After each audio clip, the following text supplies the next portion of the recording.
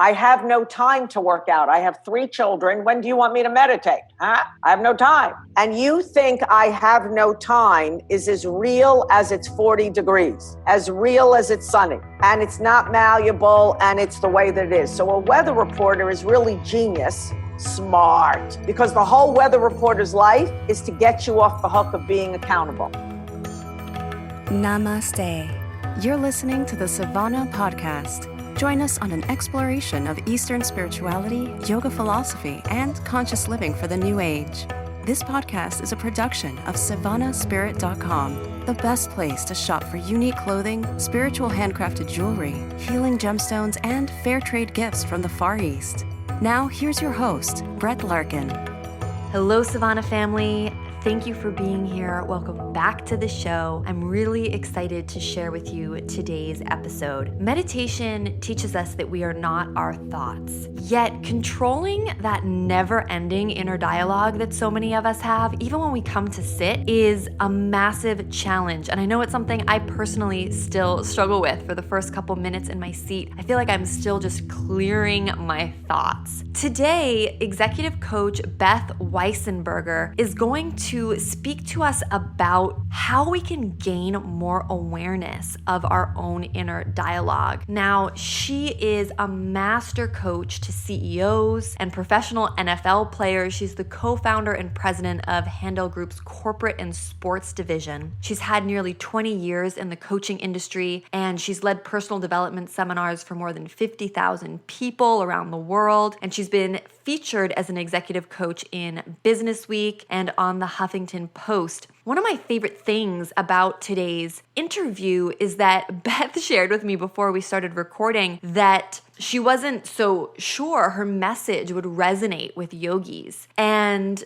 again, I love doing these interviews and connecting with folks like her because ultimately what she shared is almost identical to so much of what's taught in the yoga tradition, just with a different framework. And she gives us some really clear tools on how, again, we can get more awareness from our inner dialogue that may be different from the yogic tools that you're already working with. And I think they're actually quite complementary. So I'm super excited to share this week's interview with you. Before we jump into it, I have to remind you about the big ways that you can support the show. The first being to make a purchase at SavannahSpirit.com. Since we're talking a bit about meditation today, I'm wondering if you meditate. And if you do, get started on SavannahSpirit.com by purchasing something to enhance your meditation practice or something to put on your personal altar at home. It's going to benefit you and it supports the podcast. Whether it's some mala beads, a singing bowl, statues, or incense, you can truly make your space sacred and support the show, all at SavannahSpirit.com, and use that code podcast30 for 30% off your first order. Now, without further ado, let's jump into today's episode.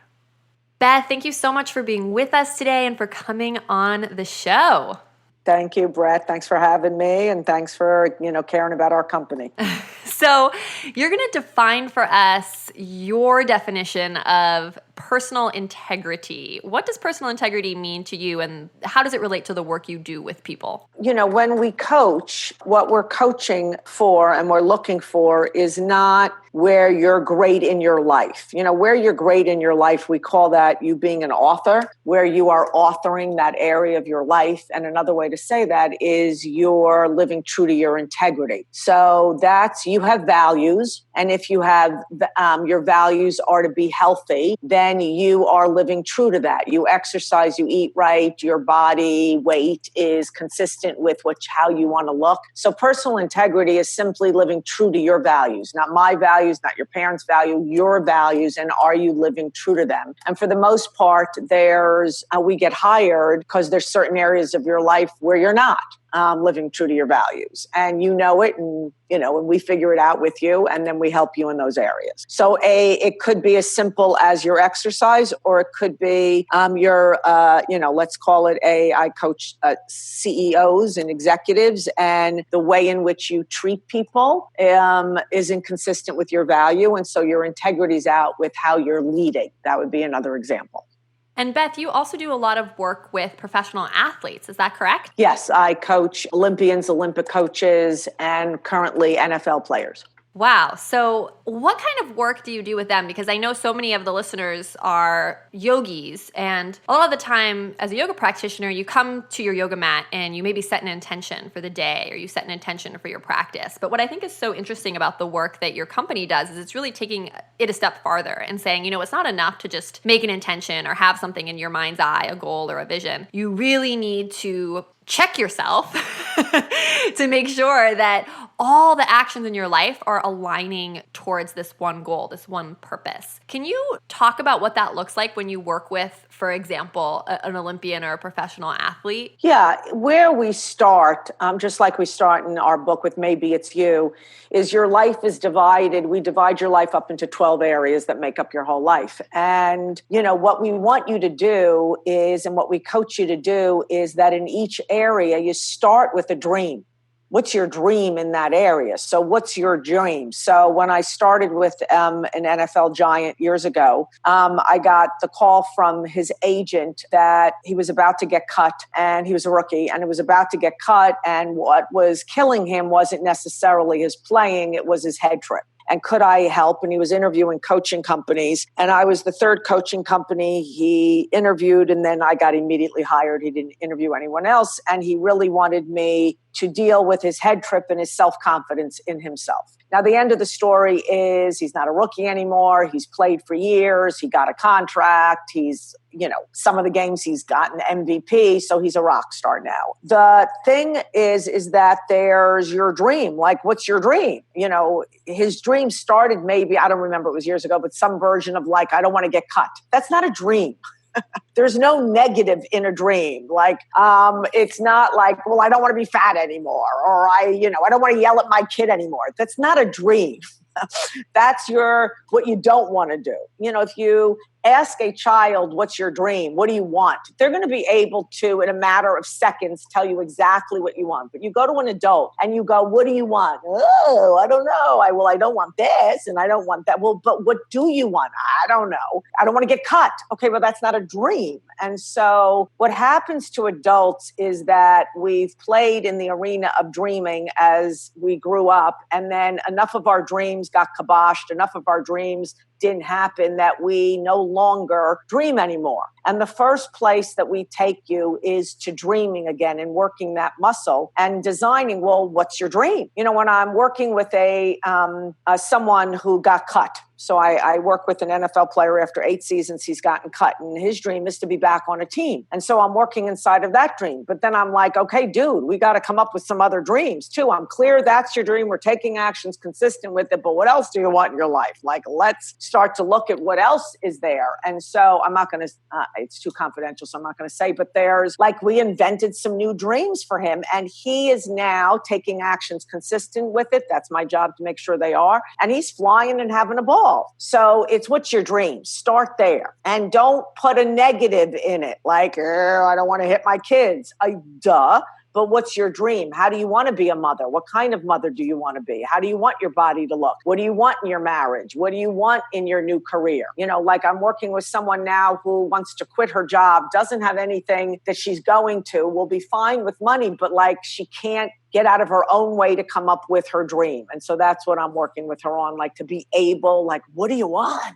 It's not such an easy question. Right. So many of us kind of assume or think we know what we want, but when it comes down to really writing it out in positive language, there can be a stumbling block there. And I think what I hear you saying that's interesting is that even for these athletes who have maybe a very clear dream in one area of their life, for example, they want to be back on a team or they want to be excelling at the Olympic level. Have you found in your experience, Beth, that they need to, like you said, have these dreams other areas of their life, or like a different area of their life could be affecting that main dream if they don't sort of have it organized? Because I think that's really applicable for all of us. It's like what might be going on in one area seems like it's unrelated, but it's actually deeply related. Do you have any examples of that? Yeah, I'm not, when we do the 12 areas and each one of our coaches then gets their 12 areas, their dreams, their current rating in that area, and what's really happening in each area, we're taking those 12 areas and looking for your cavities / your pollution, right? Because it all affects everything. So I just was speaking to a senior executive at a public company who's 50 to 60 pounds overweight. And so there's that. He's also smoking cigarettes, so there's that. He's still an executive at a very senior level, and he's getting, he gets annoyed at people, very quickly. And so I don't necessarily go, well, if you were skinnier, you wouldn't be so annoyed at people. I'm going to just get you walking true and living true to your values in all 12 areas, because the happier you are, the more productive you are, the better the people around you are. So it's every area. Where are you not living true to your integrity? And yes, of course, they all impact, right? If you're screaming and upset in your marriage and then you go to work, it's going to affect you, right? But I don't hold them like, oh, let's put them all together. It's just, where are you not living true? Let's start with, okay, let's get you on the diet. Let's get you eating healthy. Let's get you exercising. Let's get you off these cigarettes. So we start at the easier ones, what I call the easier ones first, and then we get into the deeper ones where you have your relationships with your people, your relationship to yourself. But let's just start with, could I get you down to 5 cigarettes today? So tell us more about aligning thought and action. So it seems like the thought part is this dream that you're talking about, right? And when you work with folks, do you, especially athletes, I imagine, are you telling them to sort of read or look at that dream every morning or every day, or have it be part of a ritual? No. So we go backwards. So this is so we start with whatever results you have in your life. If it's a great result, that would mean that you're taking actions consistent with your goal, your dream, and your voice in your head, called your inner dialogue, is lined up with what you're committed to, your dream, your goal. So your voice in your head that talks to you 24/7, that might have just said to you, what voice is she talking about? That would be the voice. So your voice has to line up with what you're committed to, your dream, and then your actions will absolutely come from your thoughts. So if you have a thought called, I'm a rock star, you're going to take actions consistent with it. You're going to have the results consistent with that. If you have a thought of, I suck, and it's in your subconscious, you won't catch it. You'll take an action consistent with it, and you'll have a result consistent with it. So we start backwards with your results in your life. Where are you having results you don't want? And then we don't go to actions first. We're not going to fix your actions first. We have to go to what's in your inner dialogue, in your subconscious. And Dr. David Hawkins did a study years ago where he discovered that 60% of a human being's inner dialogue is negative. So 60% of the voice that talks to you, is talking smack to you, is negative, which gives you your actions, gives you your thoughts. So for instance, so if you were to take that 60% of your inner dialogue is negative, what we do at Handel is we give you, all right, let's meet the 3 voices that are negative, that run rampant, that take over, that are not on your team. Let's meet them because they're in your subconscious and they're messing you up. So the 3 voices that we identify that are not consistent with having your dream realized are your chicken, and I'll explain them after I say them. Your chicken, your brat, and your weather reporter. So your chicken voice is all about avoiding conflict, avoiding anything hard, avoiding hard conversations, avoiding, oh my God, I don't want to talk to them because it'll hurt their feelings. Oh my God, I don't want to tell them I just screwed that up. Oh, so it's all about avoiding. Now, when you're being a chicken, you don't think you're being a chicken. You think you have the greatest business strategy. So I coach executives and athletes. And so a great one that executives use is this. This is the chicken. Oh, I should probably talk to the boss today. It's Monday. I don't know if he had a good weekend. He doesn't look so happy. You know what? Let me wait till like Wednesday before I have the conversation, because maybe he'll be in a better mood then. And you will think that's the greatest business strategy. And I will giggle and call you a chicken. So that's the chicken voice. And the chicken is not on your team, is not going to have you fulfill your dream at all. So that's the chicken. That's really helpful, Beth. Before you move on, just because I know the chicken, because I'm familiar with some of your work, the chicken is always that idea of like, I'm scared, right? I'm actually scared or intimidated. But I really like how you're putting it into a practical example of what that inner dialogue sounds like, because it seems like on the surface, like, oh, well, he doesn't seem like he's in a good mood, so I'll talk to him Thursday instead of today. Like, that seems so innocent. That seems like not a big deal, but it's actually that chicken voice, that avoider of conflict that's secretly scared. scared, right? Exactly. And then to a scared person, you're never scared. You're not going to admit. Otherwise, you're not going to admit. You're not going to go, oh my God, I'm being a chicken. Because if you actually admitted that, then we could do something about it, which you'll get into the promises and consequences we'll talk about later. What are some examples of the chicken voice for an athlete? Would it be like, I'm afraid I'm going to get cut, or I'm afraid I won't catch the ball, or... So my assignment with one of my players was to go meet his chicken on the field. And so my next session, he comes back, he goes, oh my God, we won. And he goes, and I rocked it. And I'm like, well, what happened? He goes, I met my chicken. And he cursed everybody. So I'll just, you'll understand what he said. So I said, what happened? He said he was on the field in the huddle, and his quarterback was, saying the play. It's all a matter of like 10 seconds. And he said, Beth, I didn't hear a goddamn word of what my quarterback said because I was busy having a conversation that sounded like this. Oh my God, what the media going to say about me today? They always frig me up. They always mess me up. They hate me. The whole media hates me. I'm never going to be any good. Oh my God. He said, Beth, for the first time I could hear that. And I told it to shut the frig up, and I rocked out the game. Because I had told him once he hears it, just tell it to shut up because it's not on your team. It's not you. The voice is not you, but you have to hear it to be able to know it's not you. And then what you do is just tell it to shut up. I know. And Beth, it's so funny because for those of you listening, before we started recording and I was talking about yoga and meditation, and Beth was saying, well, that's not what I do. I work with executives and athletes. But it's so interesting, Beth, and I'm so glad you came on the show because what you're describing right now is exactly what so many of the ancient lineages of yoga are about, is this idea that you are not your thoughts, right? And that's why you do yoga and that's why you meditate. It's to become aware of these subconscious patternings.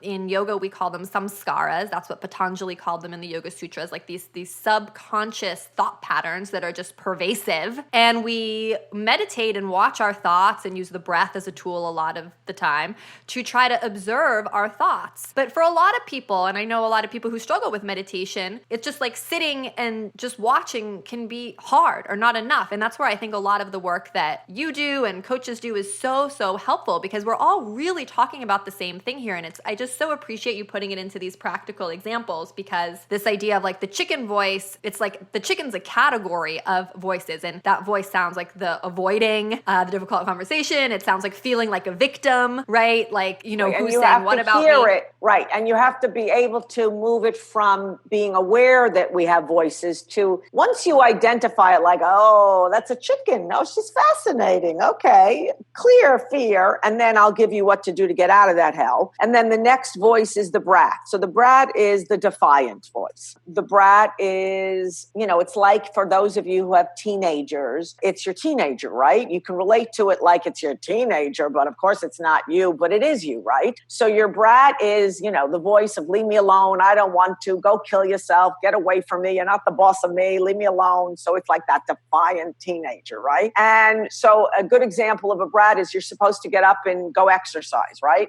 And the alarm clock is set. You got everything, your clothes are even out, and the alarm clock goes off, and you're like, your voice goes, go back to sleep. You have a long day. You don't really need to exercise. You look fine. You'll do it later. You'll do your meditation in the car. Don't worry about it. You got a big day. Just go back to sleep for 10 minutes. And you go, thank you, like God just spoke to you. And that would be your brat speaking to you and your brat winning out.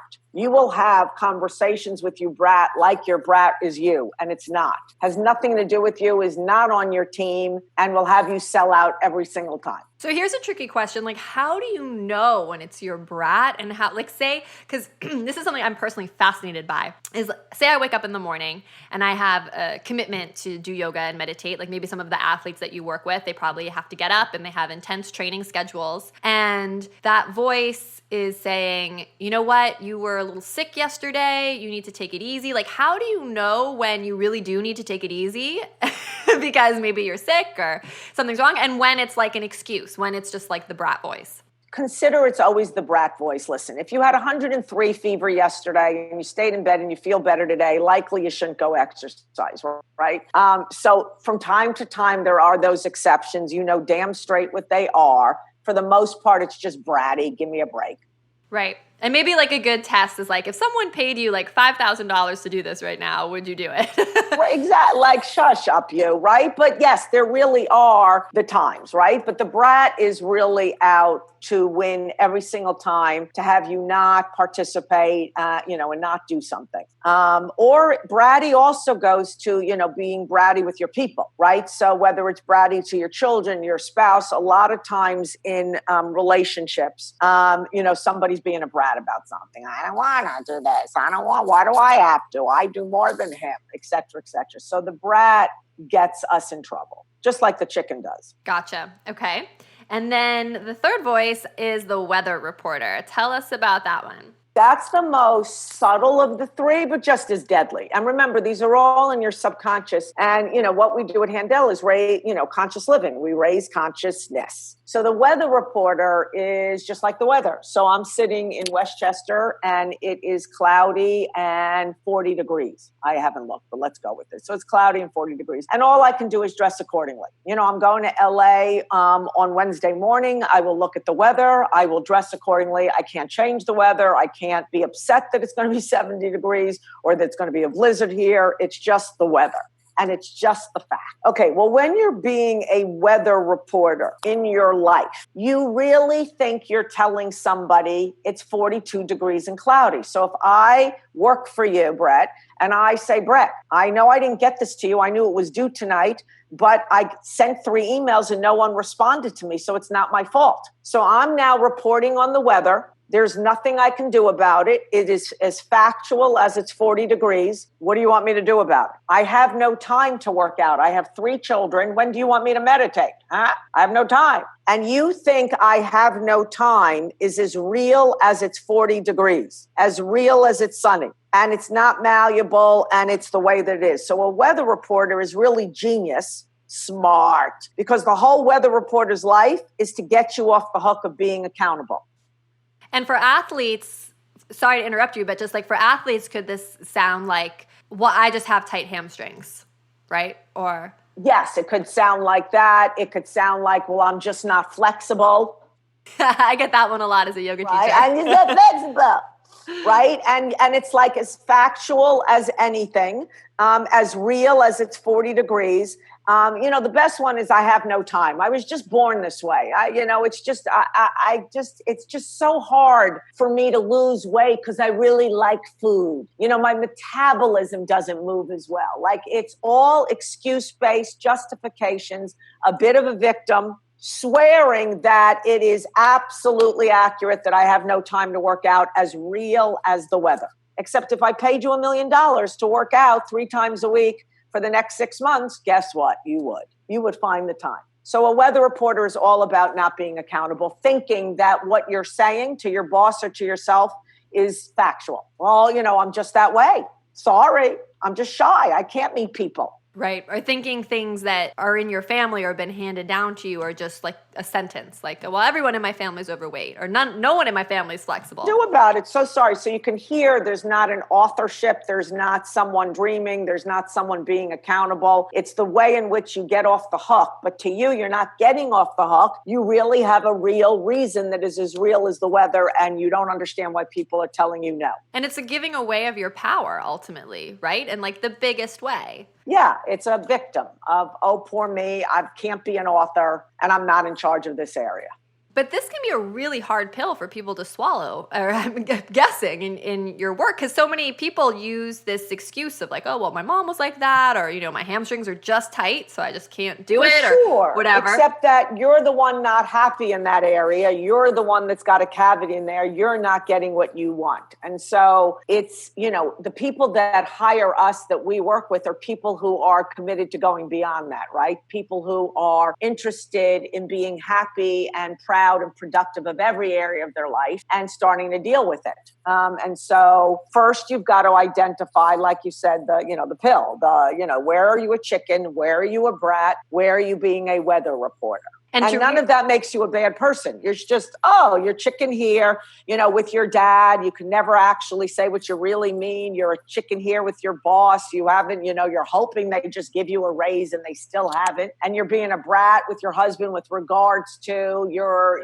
what you're in charge of. You just don't want to be anymore. So you identify where you are, those three: chicken, brat, and weather reporter.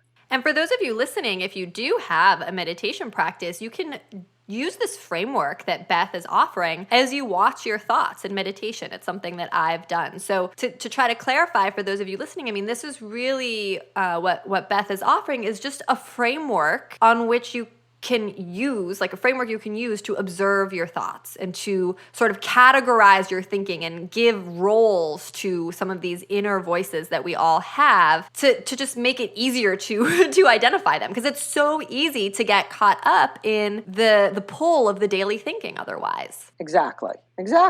Okay, so this is actually all very relevant and very yogic. So we're observing our thoughts, and we can use this very helpful tool you've provided and to sort of name them as we go, to gain awareness, right? Because you said this is about raising consciousness, same as yoga, right? We're realizing that we are not these voices in our heads. These are some tools that we can use.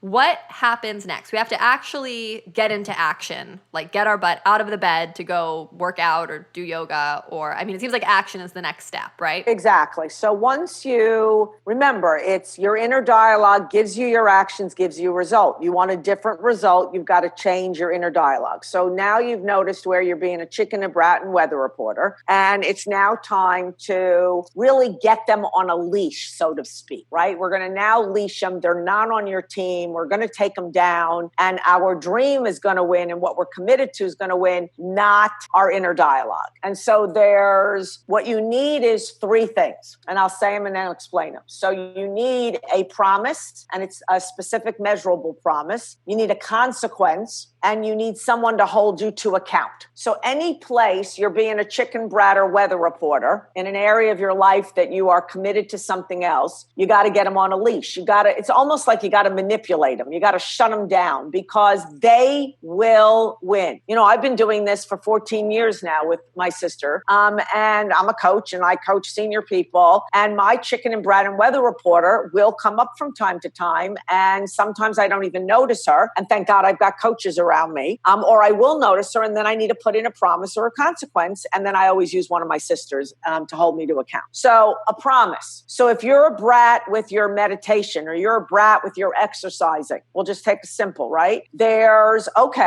Or you're a brat with you keep eating carbs and you shouldn't be eating carbs. Well, what's the specific promise? So the specific promise has to be measurable. You can't say, I'll go to the gym 3 times a week. Now watch, in a normal course of events, rock on, yay, going to the gym. But if I leave it at that, you understand the brat is so sleazy that the brat will go, well, I went to the gym. I sat at the I got my green juice. I watched the spin class. I waved to the people and I left. But I went to the gym. And literally the brat will get away with it. The brat is looking for loopholes. And if you don't think your brat's looking for loopholes, or your chicken or your weather reporter, trust me, they are. They are not on your team, and their whole job is for them to win, not you to win. So, specific promise, whatever it is, I will run 30 minutes. I will power walk. I will go on my elliptical, 30 minutes, break a sweat, whatever it is. I will take 1 spin class, 1 yoga class, a specific measurable promise between Monday and Sunday. Okay, that's clear. Then that's the easy part, because how many of you have made promises before? The promise is easy. It's the next thing, since we don't keep them. The brat and the chicken get us to not keep them, or the weather reporter. So the next thing is the consequence. So the consequence is invented by you, not by me, the coach, although I'll give you ideas, is invented by you. It is not a punishment, although it might feel like one. It's an immediate consequence that nails you if you don't keep your promise. In fact, you want to invent one that is so annoying that you don't ever pay the consequence. You just keep the promise. The whole point of this is keep the goddamn promise. Don't pay the consequence. But you want to come up with enough of a consequence that it's so annoying that it gets you to keep the promise. So for instance, I'll give you examples of ones that we use, other people use, clients use. So a great one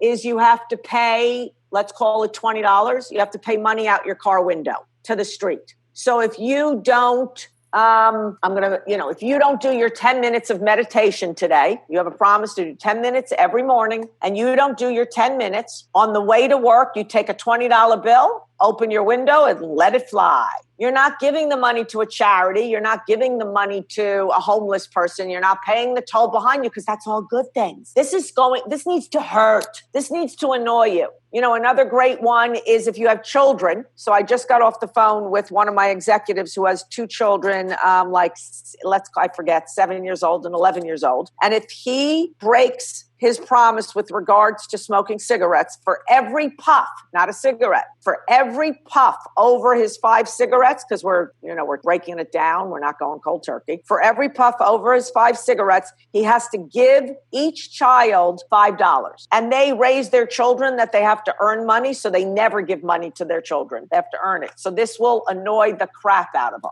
And then you need someone to hold you to account. So I'm his coach, so I'll hold him to account. But for those of you who don't have a coach, you need someone who will not let you get away with double or nothing. You turn the tears on. I'll never forget my first breaking of a consequence years ago when Lauren and I started the company. I broke a promise, and the consequence is I had to pay her $1,000. Now, I didn't have $1,000. I wasn't wealthy at the time. $1,000, I had it, but it would hurt. But oh my God. And I never thought I'd break this promise ever. That's why I made the consequence $1,000. I broke the consequence. I broke the promise. And I went to her. She's my younger sister, but she's my boss. I went to her and I'm like, no, and I broke the promise. She goes, oh, yay, give me $1,000. And I'm like, please, no, double or nothing. And she goes, F you, give me the check. I did. And it was just, so you need someone like that who doesn't get sucked into your tears or your poor me, let me have another chance. I'm really trying hard. I already lost 2 pounds. Come on. No, F you, pay the consequence. So you need a promise, specific and measurable. You need to invent something that will annoy you. So let me give you other examples. I like my Chardonnay at the end of the night. That annoys me if I don't get it. So if you like your drink at the end of the night, you lose it. Another great one of my sisters loves her TV shows, her episodes of certain shows. If she breaks a promise, she loses that episode forever. She doesn't ever get to watch it. If you're a workout fiend, you lose working out. Oh, that one would kill me. That would be so hard for me. Right? So you lose your workout, which would then, but the point is don't lose the workout. The point is keep the promise that you're being a brat about or a chicken about. So the whole point is to get you to do what you're committed to doing and living true to it. And right now the chicken brat and weather reporter has been winning. So it's going to be like a war. And it really is. In the beginning, it's like a war. Can I get, my NFL players love being on, their Instagram and their Snapchat and their whole media world, right? And they know better than to spend the whole day on it. And so I got to come up with promises with them with regards to the amount of time they're allowed to have. Just like I will do executives on a vacation who's going with their children and their wife. You're not allowed to spend your entire vacation on goddamn email doing work. No pass. You get 6 a.m. for an hour, and you get 4 p.m. before cocktail hour for an hour, and that's it. And if you go over, your wife and children get something that will annoy the crap out of you. And I made him give his phone to his wife during those times because he's a brat. He's a brat, and the beauty, I think, of this work is what you're saying is like we all are, right? Like this isn't about singling anyone out or being mean to yourself. This is like comedic how sneaky we are with ourselves. Right? Right? And it's just not, and this is how we're going to raise our children, right? So the amount of executives that I have this woman executive who, when she walks in, she turns her phone over to her 2 young children. And until they go to bed, she don't get that phone back. And she's had the best time. They're having dinners together. There's no phones. They're talking. She's doing their homework with them. She's hanging with her husband. And she gets the phone back when the kids go into their room. Good night, kisses, good night. You have your phone back. And if that's what it takes, who cares? On Thursday, we are going to continue our conversation with Beth. We're going to build on all the concepts we learned about in today's episode, but we're going to shift to tips about how you can have hard conversations. I know having difficult conversations is something I definitely avoid, and I'm guessing maybe you do too. But Beth is going to teach us concrete tools to overcome our fear when it comes to having challenging conversations. She's going to tell us how we can frame the conversation, own our part in the problem, and then make a concrete ask at the end of the conversation to really come into resolution. I learned so much through talking to her about this. So whether you need to have a big, difficult conversation with a partner or a family member, or maybe you just need some tools and self-confidence to more effectively ask for the help that you need in your life, whether it's at your office or at home, Thursday's episode is really going to blow you out of the water, so make sure to tune in. As a reminder, your reviews here on iTunes really make a difference. It helps get the show in front of more people looking to improve their life through yoga and meditation. So if you could help me out, if you haven't already, by leaving a rating or review here on iTunes, even if iTunes isn't how you normally listen to the show, it would mean so much to me. I hope you have a beautiful day full of yoga and meditation. From my heart to yours, namaste. You've been listening to the Savannah Podcast. To find out more about Savannah, go to savannahspirit.com or follow Savannah on Facebook at facebook.com/Savannah Spirit. For daily inspiration, check out our blog at savannaeast.com. Be sure to join us next week for a new episode, and thank you for listening to the Savannah Podcast.